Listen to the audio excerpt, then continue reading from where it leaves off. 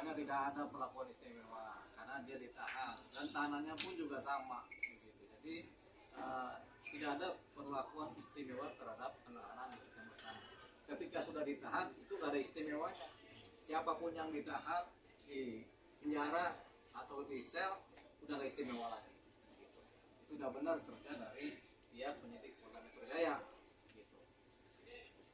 Kalau dibanding kasus Kapolres Ngada nih tentang pencabulan belum lama aja udah rilis, tapi TV udah belum dirilis juga. Kenapa tuh Bang? Ya itu urusannya Humas Polda Metro Jaya. Jadi ada perkara yang kemudian dirilis karena kepentingan hukumnya, ada perkara yang tidak dirilis. Jadi tidak semua perkara harus dirilis. Itu jadi tergantung dari di Humas. Nah kalau minta dirilis, teman-teman media bisa tanya kepada Kepala Humas Polda Metro Jaya. Pasti akan dirilis. Kalau sudah bertanya, Pak mana rilisnya? Pasti mau nggak mau mereka akan merilis. Duduk soal perkaranya di Nikita Mirzani. Karena mungkin belum ada yang meminta supaya dirilis. Akhirnya ini masih dalam proses penanganan penyidikan begitu saja kan. Tapi nanti kalau ada teman-teman media yang minta kepada di Humas di Polda Metro Jaya pasti dirilis oleh mereka. Gitu. Tinggal tanya Pak kapan dirilis, nanti mereka akan kasih waktunya. Biasanya begitu. Gitu. Bunda, ini kan juga sang putri Nikita Mirzani kan meminta penangguhan untuk ibunya gitu. Laura ini kan masih di bawah umur Bang, mungkin dari segi hukum sendiri akan disahkan atau gimana Bang? Jadi seseorang yang belum dewasa secara hukum tidak bisa bertindak sebagai subjek hukum dewasa.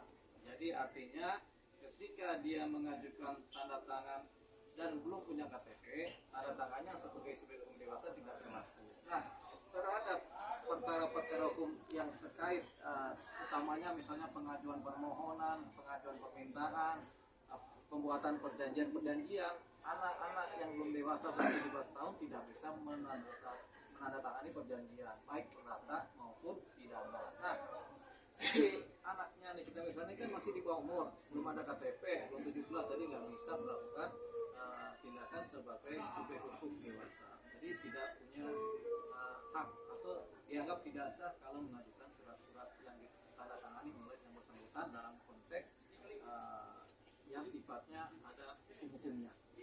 Mungkin syarat-syarat untuk meminta penangguhan itu seperti apa sih Bang? Jadi begini, syarat permintaan penangguhan itu bisa diajukan oleh penasihat hukum, bisa diajukan oleh keluarga, bisa diajukan oleh RT RW, bisa juga oleh orang yang kenal dengan si tersangka yang bersangkutan, bisa juga oleh tersangka sendiri mengajukan. Cuman yang paling kuat mengajukan permohonan penangguhan penahanan itu adalah pihak keluarga dan atau penasihat hukumnya. Jadi biasanya itu penasihat hukum mengajukan permohonan dengan jaminan, keluarga mengajukan permohonan juga dengan jaminan. Jaminannya apa? Bisa jaminan uang, bisa jaminan badannya si pemohon. Itu dia. Tapi yang jelas, apakah ini akan dikabulkan? Jawabannya sulit, khususnya terhadap kasus yang seperti yang dialami oleh Nikita Mirzani, yaitu kasus pemerasan. Itu kasus yang sulit untuk ditangguhkan. Pak, tapi kan melihat kasus ini kan kayaknya ada otak di balik semuanya, Pak. Kasus ini ada otak di balik semuanya. Ya, kita hanya salah satu. Oh ya, kita belum tahu siapa pelaku utamanya. Pelaku utama, sutradaranya, pelaku utamanya, pelakunya, kemudian yang turut serta melakukannya kita belum tahu. Tapi yang jelas, yang baru tampak patut diduga pelaku utamanya adalah Nikita Mirzani. Tapi kalau kemudian diketemukan pelaku utama lain, jadi ada dua pelaku utama. Karena yang memeraskan patut diduga adalah Nikita Mirzani dan Mail. Tapi ada yang mengojok-ojok nih bahasa ininya kan.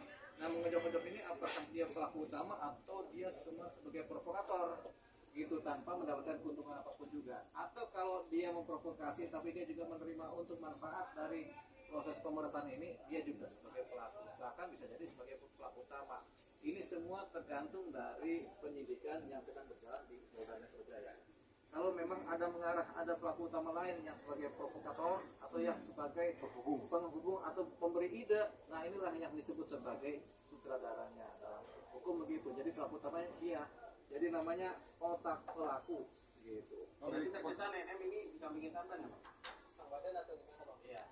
NM ini termasuk pelaku, jadi bukan kambing hitam, tapi memang dia patut diduga sebagai pelaku. Tapi kalau ada pelaku utama, berarti ada pelaku kan? Jadi ada pelaku utama, ada sutradara nih, otak pelaku utama, kemudian ada pelaku lapangan, ada kemudian yang turut serta melakukan.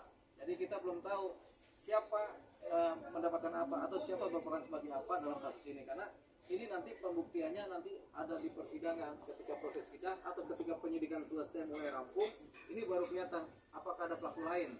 Nanti makanya itu kita tunggu rilis. Nah, di sini juga ketika teman-teman media ingin ada rilis dari divisi Humas Polda Metro Jaya, ya kan kita sampaikan juga kepada divisi Humas Polda Metro Jaya, kami teman-teman media mengajukan permohonan supaya terhadap kasus yang terkait perkara pemerasannya Nikita Mirzani dan Mail dengan pelapornya adalah Reza Gladys, itu supaya segera dirilis supaya tidak menimbulkan dugaan-dugaan yang negatif dari masyarakat, dari netizen maupun dari media. Jadi itu sudah kita pesankan kepada Kepala Humas Polda Metro Jaya, yaitu Bapak Adi Arif. Soal ada pendapat juga yang terbelah cukup signifikan gitu soal apakah RG bisa ikut dijerat atau enggak gitu, karena sebagian dia ibaratnya dia kalau nggak punya salah kenapa harus bayar. Yang sisi lain juga ya dia mungkin ketakutan gitu sampai akhirnya dia berusaha untuk menutup mulut tersangka. Jadi begini, jadi kasusnya si pelapornya RG ini kan kita bukan kasus penyuapan, jadi tidak ada laporan mengenai penyuapan, apalagi ini swasta ketemu swasta.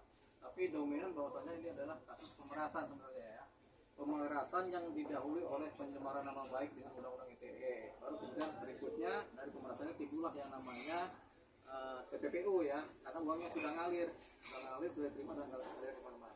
Apakah ada penyuapan di situ? Jawabannya tidak, karena penyuapan hanya dikenal dalam tindak pidana korupsi, gitu. Tapi ini kan tidak ada penyuapan ya.